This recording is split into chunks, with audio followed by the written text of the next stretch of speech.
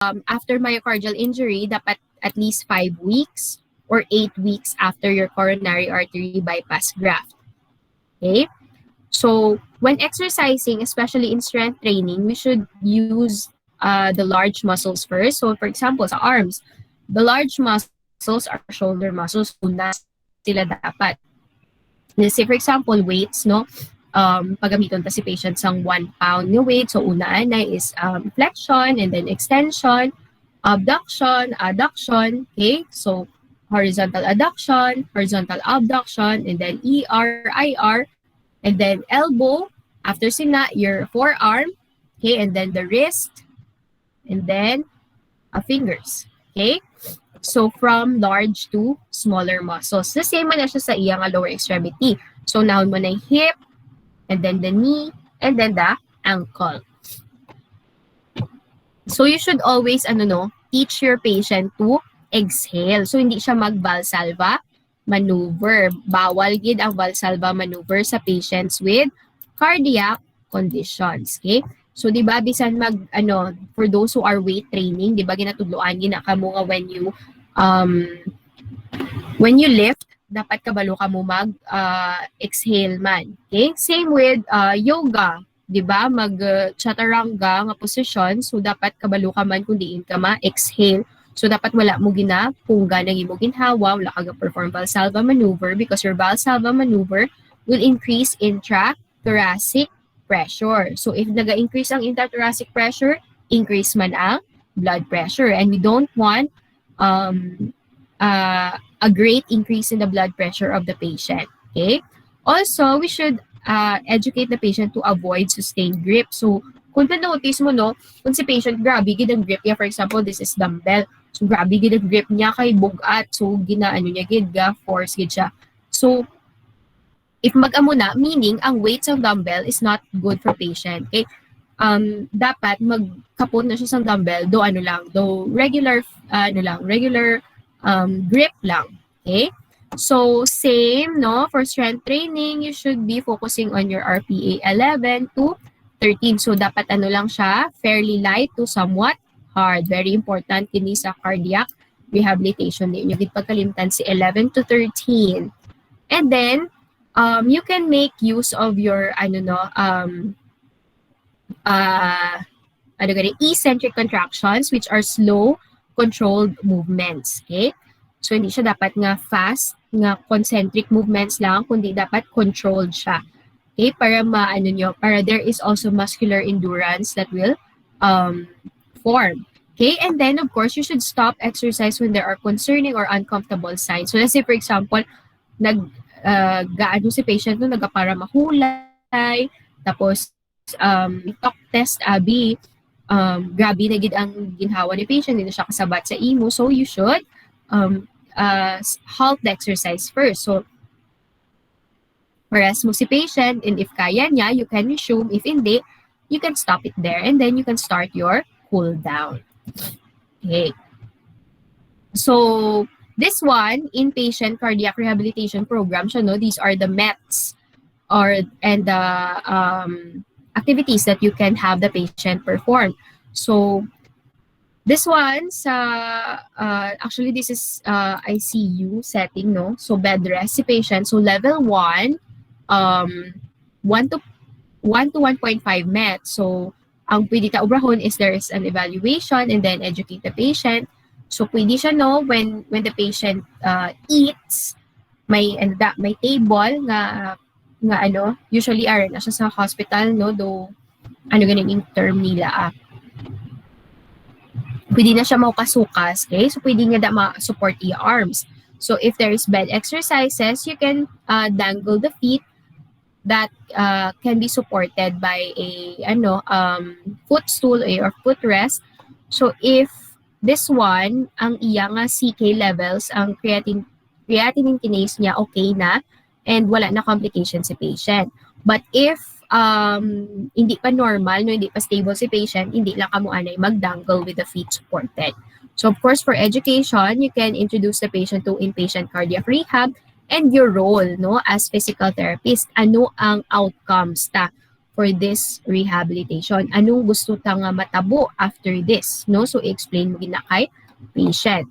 And then of course, monitoring of the vital signs and then the progression of activity and home exercise program or activity guidelines, outpatient cardiac rehab. So next naman is sa level 2. So sa level 2, no, pwede nga outside ICU na si patient or intensive care unit. So pwede na kita ka-progress to 1.5 to 2 METs. So what are these activities? We can have the patient sitting 15 to 30 minutes, 2 to 4 times a day. We can perform leg exercises. So could be, pwede siya no nga, passive range of motion, pwede active assistive, okay? So, hinay-hinay lang. And then, co-mode privileges in which we teach the patient no paano sila mag-defecate and then urinate. And then, pwede kita ka-perform reclining upright chair.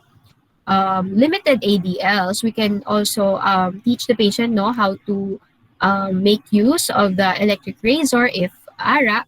Limited supervised room ambulation for small, uncomplicated MI. So, this is, pwede ka ka-start no at level 2 ambulation pero like lang mga tag 2 feet, 3 feet, but dapat si patient uncomplicated MI. Okay? And of course, education, di gid madula. Alright? And then next, level 4. So for level 4, pwede ka naka-perform 2.5 to no. Okay, so level 3 and 9. So level 3 no, limited hall ambulation. So pwede ka nakagwa from the room. So 2 to 2.5 METs. So room or hall ambulation up to 5 minutes as tolerated can be performed 3 to 4 times a day.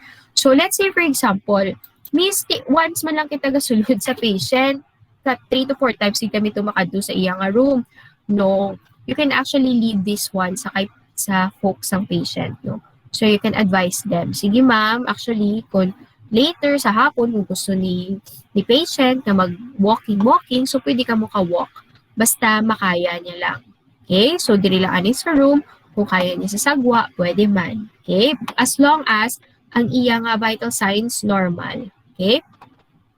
So, you can also perform standing leg exercises, but this is very optional. Okay? Sit on side of bed or in bathroom to wash. Okay? Manual shave, so pwede man siya pwede niyo siya tudloan na. Bathroom privileges, so aside sa commode, pwede na siya sa level 3, pwede na siya pa-CR. So independent or assisted ambulation in room or hall as advised by PT. And of course, education na naman. So you can educate the patient of the size of the infarct, sang iyang MI, or actually these information are relayed by the PCP or the primary care physician and how it relates to the need for gradual resumption of activity. So, i-explain mo nga kailangan hindi gulpiyada nga dapat ma-start kita from amo lang ni anay and then amat-amat kita pa saka. So, the impact of exercise on reducing the patient's risk factor. So, i-explain mo gino. So, like I said kagina, kung ang patient lifestyle ni patient before is nag-smoke siya, nag-drink siya alcoholic beverages, overweight siya, mahilig siya mag-coffee. So, he has to change that para hindi na siya MI liwat, hindi na siya magka-myocardial injury, maano na siya, kumbaga, reduce ng chances niya of getting another MI. And you teach the patient how to use the Borg scale for rating of perceived exertion. Okay? So, tudluan mo siya. So, amo ni siya ang mga value. So, if you feel ng exercise be para sa imo is very, very hard, so amo ni siya ang ihambalon mga number. Okay? So, you teach them man kung paano nila gamiton because later on, if are sila sa outpatient stage, they're going to use that to self-monitor themselves. Okay? Next, sa level 4, so progressive hall ambulation sa sagwa na kamo, 5 to 7 minutes, as tolerated 3 to 4 times a day. Pwede ka naka-perform standing trunk exercises, independent or assisted ambulation in hall as advised by PT, and you can teach the patient how to take pulse taking using the radial pulse, okay? And then reinforce benefits of outpatient cardiac rehabilitation. Next, progressive hall ambulation at level 5. So, 3 to 4 mets. So, pwede na siya 8 to 10 minutes of hall ambulation. Arm exercises, standing shower, independent hall ambulation that can be advised by by the PT. And then you can give the patient no written home exercises or activity guidelines. And then you can give him written information on outpatient cardiac rehabilitation. So, gina-prepare mo na gid siya for discharge. Okay. Clarification, guys, no, for ambulation, you can actually do this without assistive devices. But if, let's say, for example, si patient may edad na, no, and he needs the use of cane or ano ganyan niya, or quad cane or walker, so pwede gina siya. I-specify mo lang on your documentation na while ambulation, the patient has in need of an assistive device to ambulate. Okay?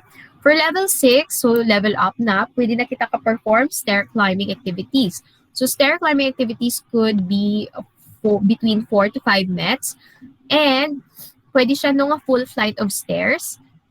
In preparation siya if ang balay nila may ara sila nga second floor. Okay? And then of course, for further education, you can answer the patient's questions and of course review no ang activity guidelines for outpatient rehabilitation and exercise programs. So here naman no, these are the hemodynamic compromise no with the activity progressions. So dapat during exercises or activities, there should be no systolic drop in BP that's greater than 10 millimeters of mercury or an increase in greater than 30 mmHg. So the HR should not increase by 12 if naka-beta blocker siya, or no increase if wala siya of greater than 20 if wala siya naka-beta blockers. But follow talang yapon, guys, no, if naga-beta blockers si patient ka medication, as much as possible, RPE ang kwaunta para sa iya. Hindi kita mag-heart rate. So the patient should have no complaints of dizziness, lightheadedness, or angina, and the perceived exertion should be less than 13. So ang pinaka-better is 11 to 13 lang ang iyang perceived rate of exertion. Okay. Next naman is for hemodynamic monitoring. So what should we monitor for each level? For level 1, HR and BP, actually before, during, and after, no? And then orthostatic signs during supine and dangling at bedside. So lantawon mo gid ang BP niya if nag-drop or if naglingin ulo ni patient, no? If nagpalamuti siya. Level 2, orthostatic signs, supine, sit, and standing before exercises. HR and BP after leg exercises or transfer to chair. And then for levels 3 to 6, so ano gid siya, more on heart rate and BP gid ang hemodynamic monitoring naton. Okay? All right. So that's it no for your that's it for your